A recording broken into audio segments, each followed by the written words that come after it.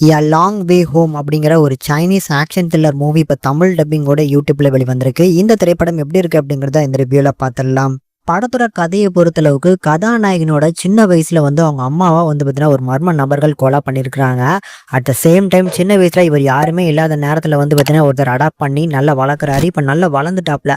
இப்போ கரண்ட்ல ஒரு குழந்தைகளை கடத்தக்கூடிய ஒரு கும்பல்கிட்ட இருந்து ஒரு குழந்தைய மீட்டெடுக்கிறாரு. அந்த குழந்தை கையில இவர் கையில கட்டியிருக்க மாதிரியே ஒரே மாதிரியான கயிறு அவர் கையில கட்டப்பட்டிருக்கு. ஸோ இந்த கடத்தல் கும்பலை கண்டுபிடிச்சோம் அப்படின்னா தன்னோட அம்மாவை சின்ன வயசுல கொலை பண்ணது யாரு அப்படிங்கிறத கண்டுபிடிச்சிடலாம் அப்படின்னு சொல்லி நம்ம ஹீரோ அந்த கும்பலை தேடுறாரு. ஸோ தேடி கண்டுபிடிச்சாரா இல்லையாங்கிறதா அந்த படத்தோட மொத்த கதையுமே. இந்த படத்தை பொறுத்தளவுக்கு ஒரு டீசெண்டான ஒரு நல்ல ஆக்ஷன் கிரைம் த்ரில்லருங்க. ஸோ படத்துல ஆக்ஷன்லாம் சூப்பரா கொரியோகிராஃப் பண்ணியிருக்கிறாங்க.